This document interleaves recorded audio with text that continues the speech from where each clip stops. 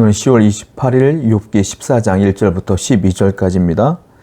1절, 2절, 3절, 4절을 보게 되면 욥이 하나님과 인간을 비교하면서 인간이 하나님 앞에서 얼마나 연약한 존재인가에 대한 이야기를 하기 시작합니다.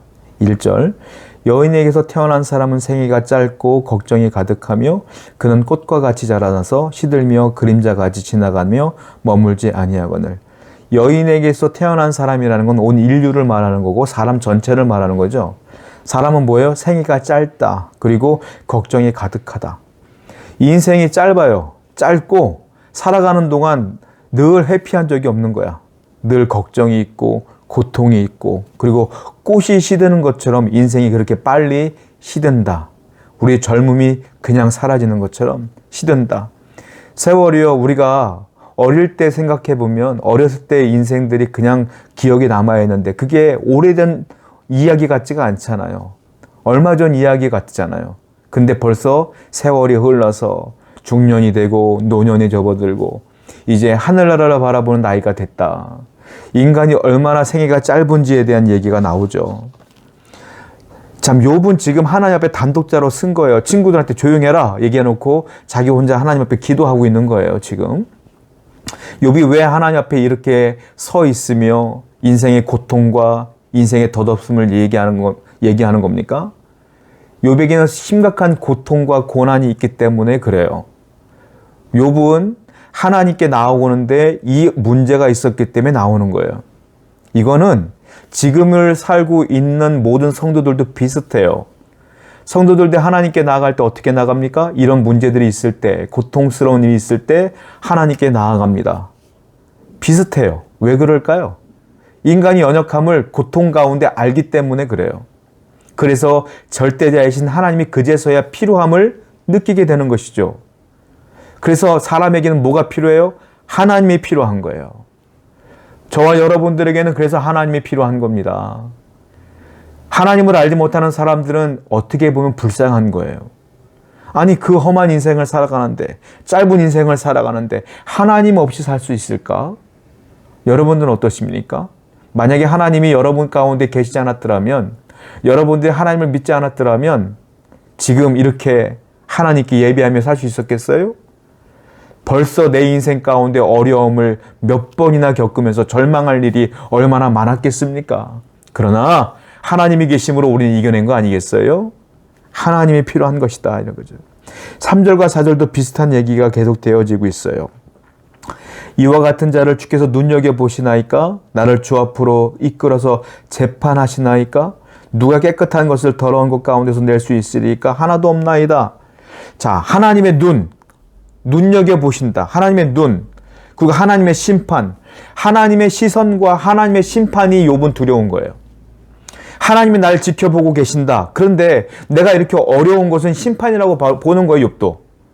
내가 무슨 죄를 지었을까? 하나님이 내가 알지 못하는 것을 눈여겨보았기 때문에 내가 이런 심판을 당하는 거겠지. 그러다 보니까 하나님이 두려운 거예요. 인간이 어딜 가든지 간에 하나님이 지켜볼 것이며 하나님은 그 인간에게 심판을 베푸실 것이구나. 그런데 또한 인간의 한계를 얘기해요. 4절 보면 뭐라고 했습니까? 누가 깨끗한 것을 더러운 것 가운데서 낼 수 있으리까? 깨끗한 것을 더러운 것에서 어떻게 낼 수 있습니까? 더러운 자는 깨끗한 걸 낼 수 없어요. 뭐라고 했어요? 하나도 없나이다. 하나도 없어요. 무슨 말입니까? 사람은 더럽다 이거예요. 나는 하나님 더러운 자예요. 내가 어떻게 하나님 보실 때 깨끗해 보이는 것을 낼 수 있겠어요? 물론 하나님 보실 때 더럽겠죠. 그래서 내가 심판받는 거겠죠. 그러니까 하나님의 시선과 하나님의 심판이 두렵습니다. 인간이 세상을 살아가는데 수많은 고통과 어려움 가운데 있고요. 그리고 자연재해라는 것들도 있잖아요. 그 자연재해 앞에서 어떤 인간이 당당하게 설 수 있겠어요? 다 연약한 거예요.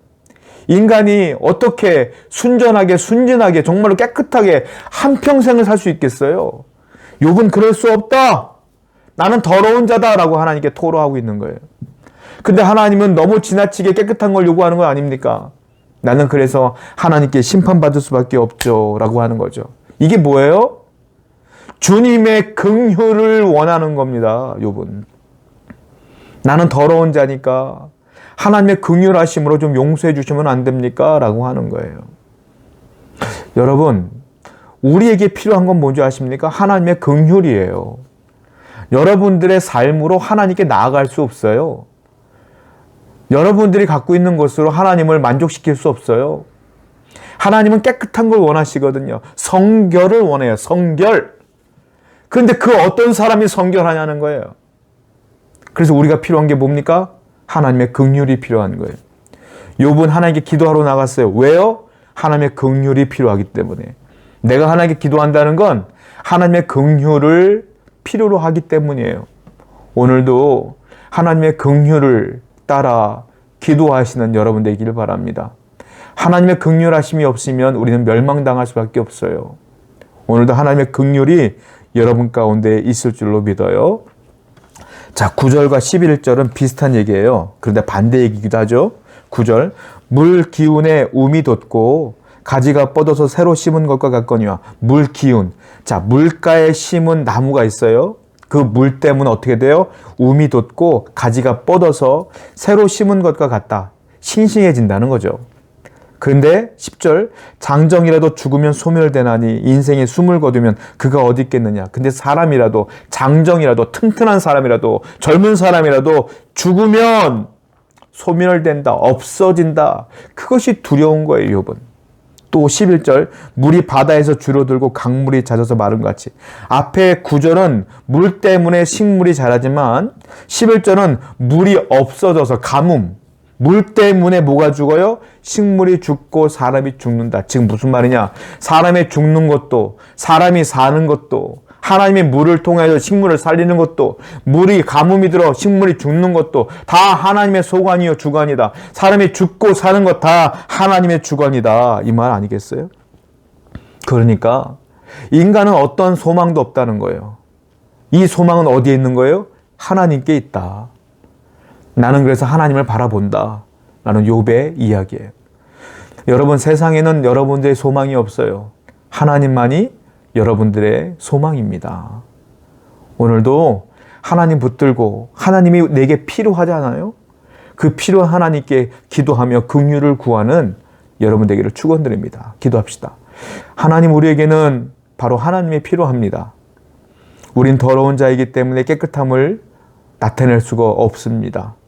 하나님의 긍휼하심을 통하여 내 생명을, 또한 내 삶을 지탱해 주시는 그 하나님의 은혜를 구할 수 있도록 인도하여 주옵소서.